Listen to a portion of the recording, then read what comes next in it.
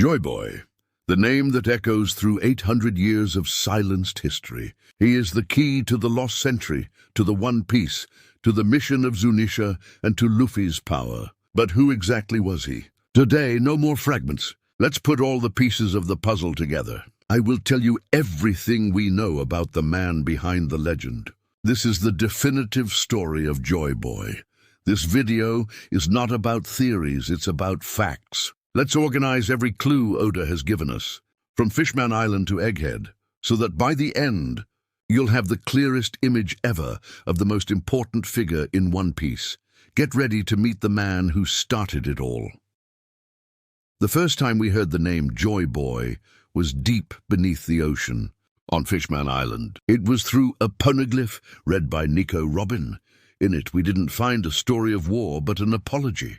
Joy Boy, a figure from the lost century, wrote a letter to the mermaid princess of the time, apologizing for not being able to fulfill a promise. What promise? To use the giant ark, Noah, to take the people of Fishman Island to live on the surface, under the true sun.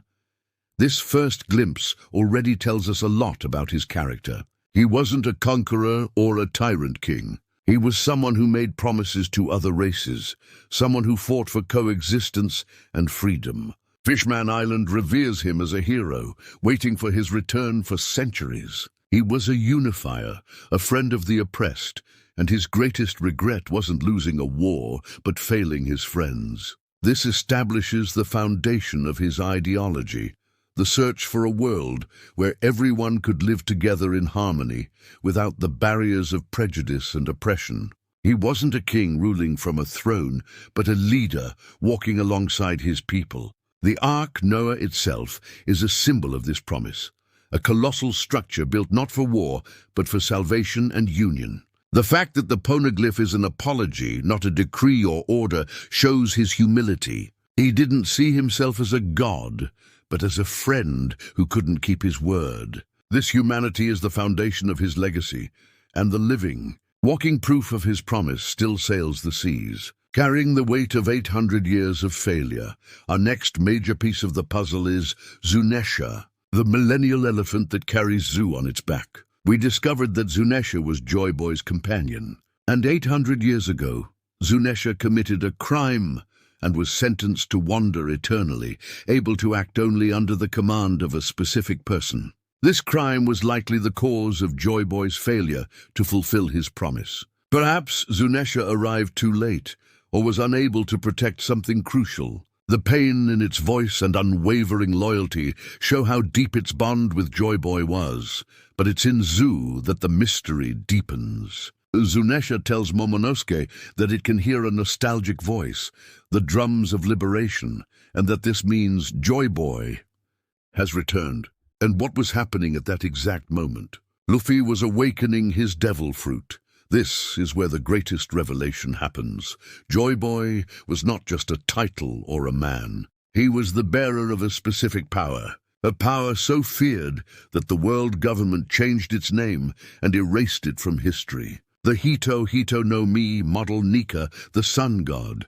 Joy Boy was the Nika of his era. He was the personification of freedom, and the sound of his heart, the drums of liberation, was the sound of hope for slaves and the oppressed. The name Nika was whispered among slaves as a legend, that of a warrior who would liberate them with a smile. This connects Joy Boy not only to a promise, but to a global liberation movement. He was the natural enemy of the celestial dragons, the greatest slaveholders in the world. The revelation that Joy Boy is Nika transforms a historical figure into an ideological symbol, the true warrior of liberation. If the direct connection between Joy Boy, Zunisha, and Luffy's drums of liberation gave you chills, then help our voice echo further. Leave a like to support the channel, and if you want to be present when the dawn of the world finally arrives, subscribe to One Piece Secrets and join our crew.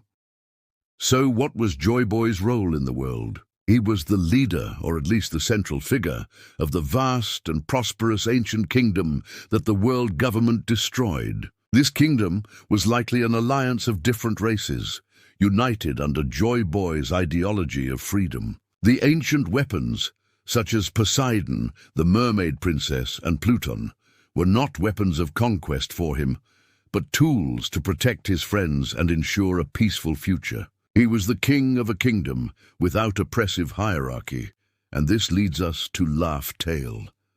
When Roger arrived at the final island, he didn't just find gold. He found the story of Joy Boy, his promise, his failure, and his treasure. And he laughed. Roger said that Joy Boy left behind a funny story, the story of a man with the power of a god, who dreamed of throwing the greatest party in the world to celebrate peace, but tragically failed.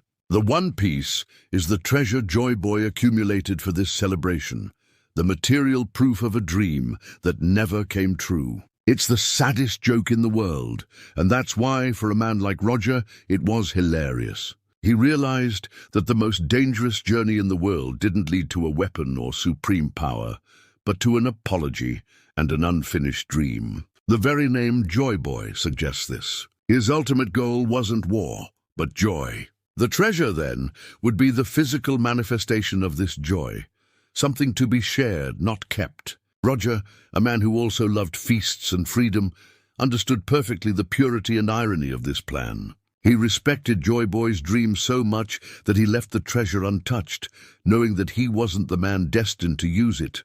Joy Boy didn't want to rule the world. He wanted to free it. And then he wanted to celebrate that freedom with everyone. Despite his failure, Joy Boy left behind a contingency plan. He wrote his story in the indestructible poneglyphs, knowing that one day someone would find them. He left the Ark Noah, hoping the next Poseidon would be born. And he left the promise that one day someone would appear to fulfill the promise in his place. This is the essence of the will of Joy Boy's will didn't die. It remained dormant, waiting for a successor. That successor is Monkey D. Luffy. He's not a literal reincarnation, but the living inheritance of Joy Boy's spirit. He befriends all races. He frees nations on a whim. He made the same promise to Shirahoshi, and most importantly, he awakened the power of Nika. He is the man that Oden and the Kozuki clan waited for 20 years, the man who will bring the dawn of the world. Kaido, upon being defeated, recognizes that Luffy is Joy Boy. The world is finally ready for the return of the king, not because it's written, but because the conditions Joy Boy predicted, the birth of Poseidon, the arrival of a D with his spirit, have finally aligned. Luffy's devil fruit itself has a will of its own and avoided the world government for 800 years, waiting for the right person to awaken it. This means the fruit was actively searching for the next Joy Boy. Luffy didn't find the power by chance. The power found him. He is the convergence point of all the prophecies and inherited wills. So who was Joy Boy? He was a man from the lost century, probably a D. He was the leader of the ancient kingdom, a friend to all races. He was the bearer of the Hito Hito no Mi, model Nika the sun god, and was known as the warrior of liberation. He made a promise to Fishman Island that he couldn't fulfill, and his companion Zunisha carries the burden of that failure. He left behind the One Piece, a treasure destined for a great celebration, and the story of his failure in Laugh Tale. He was, in essence, the first Luffy, a man whose greatest desire was to see the world smile and be free. He failed 800 years ago, but his will, his power, and his dream were inherited. The story of Joy Boy is not a tragedy. It's the first act of a play that's about to have its grand finale.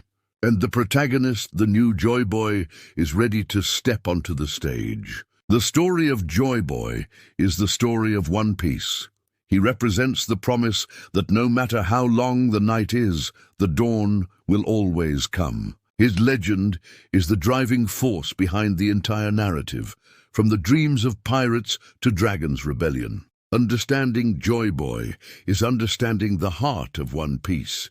Now that we've put all the pieces together, what do you think Zunisha's crime was? Leave your theory in the comments. Thanks for watching, and see you next time on One Piece Secrets.